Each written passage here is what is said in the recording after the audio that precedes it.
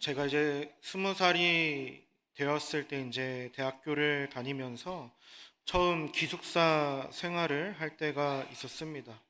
그때 이제 한 방에 세 명씩 살았었는데 한 명은 저보다 한 4살 정도 많은 형님이셨고 한 사람은 이제 저랑 동갑인 친구였습니다.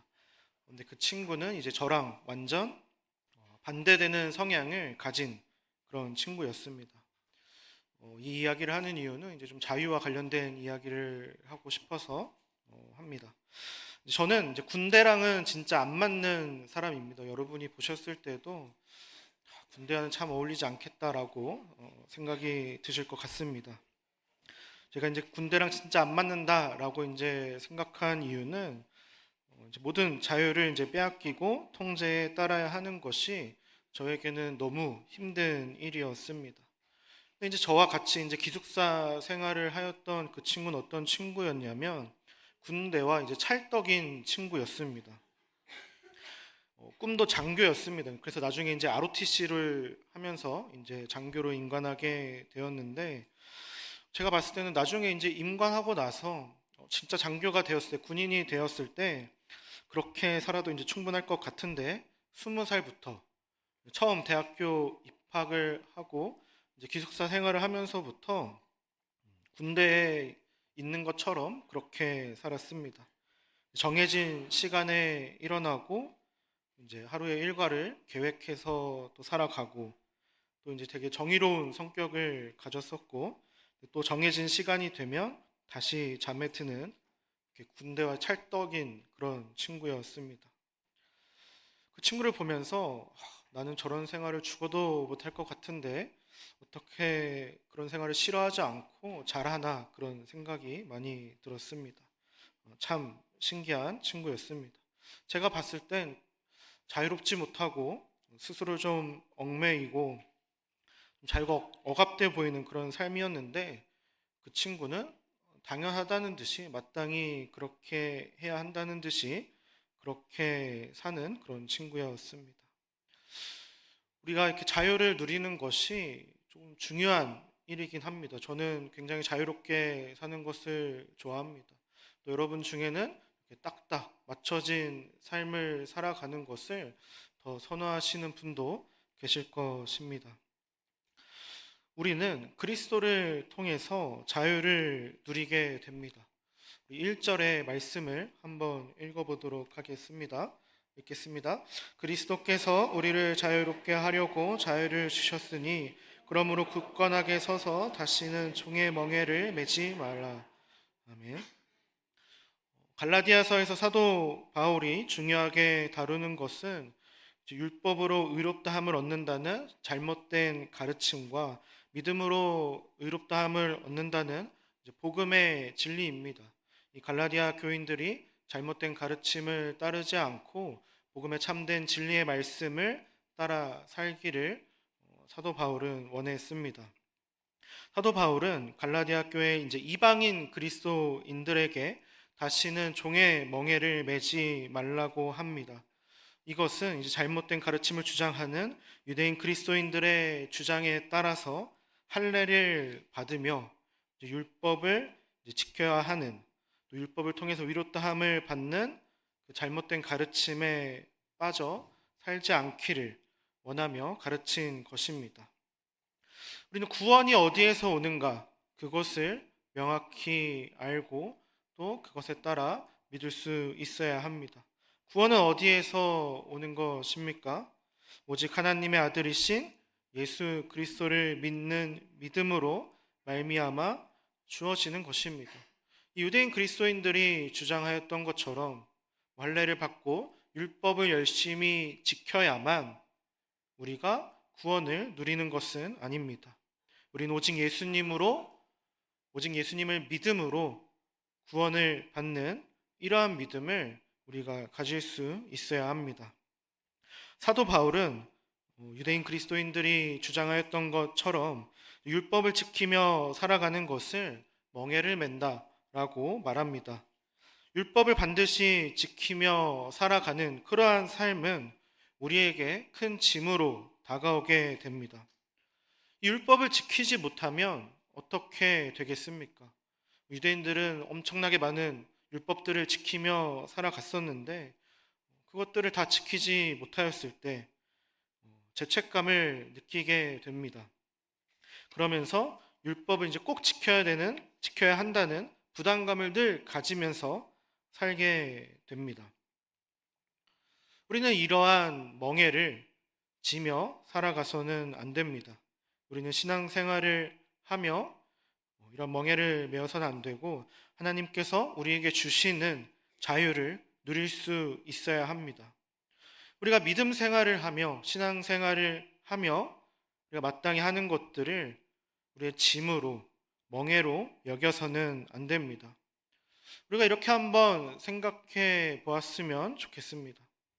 만약에 우리가 예배를 드리지 않는다면 혹은 교회에서 봉사를 하지 않는다면 또는 세상에서 살아갈 때 기독교인으로서 마땅히 지켜야 할 규칙들을 지키지 않는다면 또 매일의 삶 가운데에서 또 기도하지 않고 말씀을 보지 않는다는 그런 규칙들을 우리가 지키지 않으면 구원을 못 받는다. 그런 상황이 오면 우리는 어떻게 했습니까? 한번 생각해 보셨으면 좋겠습니다. 그렇다면 우리가 믿음을 지키며 또 믿음에 따라 신앙생활하는 것이 매우 힘들게 느껴질 것입니다. 우리가 그러한 것들을 기쁨으로 하기보다는 책임감과 또 반드시 지켜야 한다는 의무감을 가지고 또 부담감을 가지고 우리는 그러한 것들을 하나하나 지키려고 할 것입니다. 그럼 우리의 모습은 또한 어떻게 되겠습니까? 내가 이런 것들을 잘 지키지 못하였을 때에는 우리는 죄책감에 빠져 살게 될 것입니다. 또 우리가 봤을 때 이런 것들을 잘하는 사람들도 있을 것입니다. 그러면 어떤 어려움이 생기게 되냐 하면 내가 이러한 것들을 잘 지키게 되었을 때 잘 지키지 못하는 사람들을 보면서 나보다 아래로 보게 됩니다. 믿음이 없는 사람이라고 여기게 되며 또한 나는 저 사람보다는 괜찮으니 다행이다라고 여길 수 있습니다. 이것이 종종 우리가 갖는 그런 마음일 것입니다. 어떻게 보면 현대판 바리새인이 된다고 할 수 있을 것입니다. 그렇게 우리는 하나님께서 우리에게 주시는 예수님을 통해 주신 자유를 누릴 수 있어야 합니다. 우리가 믿음 생활을 하고 신앙 생활을 한다는 것은 억지로 하는 것은 아닙니다. 정해진 규칙에 따라 신앙 생활을 하는 것으로 여기지 않고 자유로움 안에서 우리가 그렇게 할 수 있어야 합니다. 근데 우리가 잘 생각하고 경계해야 합니다. 늘 깨어 있을 수 있어야 합니다. 우리에게 하나님께서 주시는 자유로움은 우리를 잘못된 길로 이끌기도 합니다. 하나님께서 우리에게 잘못된 자유를 주셔서 그렇게 되는 것이겠습니까?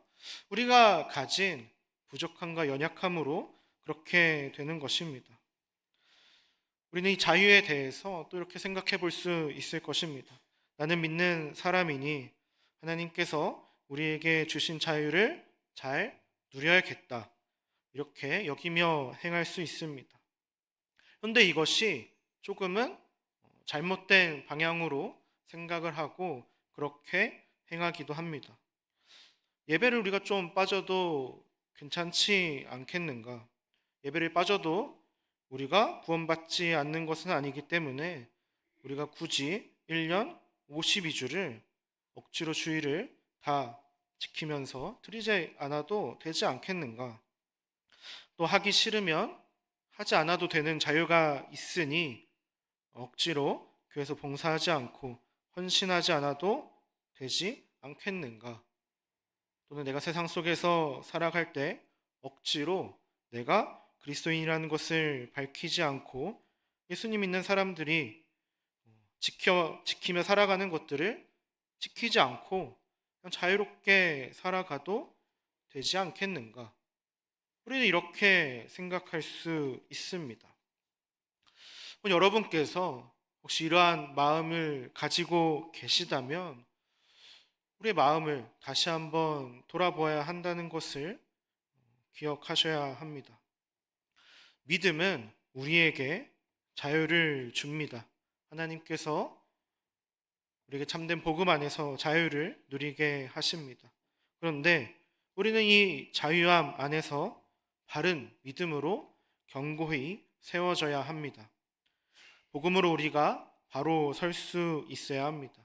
그렇지 않으면 우리는 쉽게 넘어지게 됩니다. 우리에게 자유가 주어졌다고 해서 그 자유를 막 누리게 된다면 우리는 믿음을 지키지 못하고 쉽게 넘어지게 될 것입니다. 한 번 빠지는 것이 두 번 빠지는 것이 되는 것이고, 두 번 빠지는 것이 세 번 빠지게 되는 것이고, 그러다 영영 계속해서 빠질 수 있게 되는 그런 모습을 우리가 살펴볼 수 있습니다. 우리는 복음으로 굳게 세워져야 합니다. 우리는 믿음으로 견고히 바로 세워져야 합니다. 그렇게 우리는 그렇지 하게 못하는 것들로부터 우리는 깨어 있어야 하고 그러한 것들을 경계해야 합니다. 7절을 함께 읽어보도록 하겠습니다. 함께 읽겠습니다. 너희가 다름질을 잘 하더니 누가 너희를 막아 진리를 순종하지 못하게 하더냐. 아멘. 사도 바울은 이 갈라디아 교회 교인들이 신앙을 지키며 또 하나님의 말씀에 순종하지 못하게 하는 거짓 가르침으로부터 그들을 이제 지키려 합니다. 이것은 이제 적은 누룩이 온 덩이에 퍼지는 것과 같이 아주 작은 그런 마음이, 안일한 마음이, 잘못된 생각이 우리 안에 침투하여서 점점 커지게 되고 우리가 복음을 제대로 바라보지 못하게 합니다. 그렇기 때문에 우리는 이 진리의 말씀, 복음에 대해서 하나님이 기뻐하시는 뜻을 바로 알아 자신의 믿음을 견고히 세울 수 있어야 합니다. 잘못된 가르침에 속아 현혹되어서는 안 됩니다. 이렇게 우리는 진리, 복음을 꼭 지키며 우리 마음 가운데 굳게 세우며 살아갈 수 있어야 합니다. 세상에서는 우리에게 절대적인 진리는 없다, 이렇게 말합니다. 각자가 그렇게 생각하면 그것이 답이 될 수 있다고 말합니다. 우리는 알게 모르게 이러한 가르침이 너무나도 당연하다고 생각하게 됩니다. 그렇게 우리는 복음의 진리가 우리 마음 가운데에서 흐려지고 훼손되게 됩니다. 그렇게 되면 우리는 우리의 신앙생활을 소홀히 여길 수밖에 없습니다. 우리가 신앙생활을 하면서 또 많은 어려움을 겪는 경우가 있습니다. 그리고 예배하는 것에 대해서 또 교회 안에 다양한 곳에서 헌신하는 것에 대해서 또 우리가 세상 가운데에서 그리스도인으로 살아가는 것에 대해서 점점 소홀히 여기게 됩니다. 우리 생각은 이렇게 점점 바뀌어지게 될 것입니다. 믿음이 있으니, 우리에겐 자유가 있으니 하기 싫으면 하지 않아도 된다. 상황이 여의치 않으면 어쩔 수 없이 빠져도 된다고 쉽게 말하게 됩니다. 그렇게 되면 우리는 착각하게 됩니다. 또 믿음이 연약한 자들은 크게 착각하게 됩니다. 제대로 믿음이 세워져 있지 않고 견고하지 않은데 그렇게 해도 괜찮다고 여깁니다. 결국 믿음으로 바로 세워져 있지 않은 채 잘못된 자유만 누리게 되는 것입니다. 우리 젊은 세대에서 취업이 사실 큰 문제이기도 합니다. 이제 가끔 이런 고민들에 대해서 살펴볼 때 취업과 관련된 고민은 무엇이 있냐 하면 주일을 빠지게 되는 일자리를 구하려고 하는데 주일에 예배하지 않고 그런 직장을 가져도 되는지 그런 고민을 하는 분들이 종종 있습니다. 근데 그러한 것들을 이제 대답해주는 사람들은 너무 가볍게 이야기하지 않나 그렇게 생각합니다. 우리에게 믿음이 있으니, 우리에게 믿음이 바로 세워져 있으면 주일을 빠지더라도, 주일에 예배하는 것을 빠지더라도 다른 예배를 통해서, 또 개인의 경건 생활을 통해서 잘 예배하면 됩니다. 이렇게 이야기합니다. 이것에 대한 문제점은 무엇이겠습니까? 정말 믿음이 잘 세워져 있고 하나님 보시기에 참된 믿음을 가지고 있다면 그렇게 해도 될 수 있을지 모르겠습니다. 하지만 대부분의 사람들은 자신의 믿음이 연약하고 부족하다는 생각을 망각한 채 그렇게 행하게 됩니다. 그렇게 잘못된 자유함을 누리게 되는 것입니다. 매번 예배를 빠지는 것을 거리낌 없이 선택하게 되고, 하기 싫으면 봉사하지 않고 내가 하고 싶은 대로 행하게 됩니다. 하나님 앞에서 교만하게 행하는 것입니다. 또한 믿음이 있는 사람들은, 정말 참된 믿음이, 내 믿음이 견고하다고 생각하는 사람들은 어쩌면 그 생각이 하나님 앞에서 교만하다고 할 수 있을 것입니다. 내 생각이 교만하여지게 되면 우리가 겸손히 행하는 것이 아니라 나의 뜻이 정답이라고 생각하며 우리는 그렇게 행하게 됩니다. 그렇게 우리의 마음 가운데 우리가 가지고 있던 복음의 진리는 무너지게 되고 우리가 하나님을 점점 멀리 떠나 살아가게 됩니다. 그렇게 우리는 하나님의 말씀에 따라 순종하는 것을 못하게 하는 것들로부터 깨어 경계해야 합니다. 그리고 복음을 지켜야 합니다. 우리 마음 가운데 복음을 굳게 지킬 수 있어야 합니다. 우리가 복음의 진리에 대해서, 우리가 복음 안에서 또 자유 안에서 행하는 것에 대해서 함께 살펴보도록 하겠습니다. 복음은, 진리의 복음은 자유 안에서 우리를 움직이게 합니다. 그냥 우리에게 주어진 자유를 만끽하는 것이 아니라 자유함 안에서 우리가 하나님의 기뻐하신 뜻에 순종할 수 있도록 합니다. 어떻게 그것이 가능한 것이겠습니까? 하나님의 사랑 안에서 우리가 그렇게 됩니다. 우리 6절 말씀 읽어보도록 하겠습니다. 함께 읽겠습니다. 그리스도 예수 안에서는 할례나 무할례로나 효력이 없으되 사랑으로서 역사하는 믿음뿐이니라. 우리 13절도 함께 읽어보도록 하겠습니다. 형제들아, 너희가 자유를 위하여 부르심을 입었으나 그러나 그 자유로 육체의 기회를 삼지 말고 오직 사랑으로 서로 종노릇하라. 아멘. 사도 바울은 우리에게 이렇게 가르치고 있습니다. 사랑으로서 그렇게 되었고 또 사랑으로서 그렇게 행하라 라고 이야기합니다. 우리가 믿음으로 행할 수 있는 이유는 바로 하나님께서 그리스도를 통해 우리를 사랑하셨기 때문입니다. 우리는 이것으로 멍에 매이지 않고 자유함 안에서 살아갈 수 있게 되었습니다. 하나님의 사랑 안에 거하는 자들, 그리스도의 사랑을 경험한 자들은 하나님을 사랑하는 마음으로 살아갑니다. 그것은 하나님이 기뻐하시는 뜻에 살아가기를 원한다는 것입니다. 좀 더 구체적으로 어떤 마음으로 우리가 살아가겠습니까? 예배를 사모하는 마음으로 살아갑니다. 반드시 예배를 드리고자 합니다. 우리 마음 가운데 예배를 빠져도 된다는 생각을 하지 않게 됩니다. 하나님을 사랑하는 마음으로 예배하는 것입니다. 또한 우리가 봉사하고 헌신합니다. 예수님께서 우리를 사랑하신 것처럼 우리의 이웃을 사랑하며 살아갑니다. 하나님을 사랑하는 사람들은 그런 하나님의 기뻐하신 뜻에 순종하며 살아갑니다. 그렇게 우리가 하나님을 사랑하는 것, 누군가를 사랑하는 것에 대해서 잘 생각해 보아야 합니다. 사랑은 우리를 움직이게 합니다. 내가 하고 싶은 대로 하는 것이 아니라 사랑의 대상이 원하는 것, 사랑의 대상이 기뻐하는 것들을 따라 행하려고 합니다.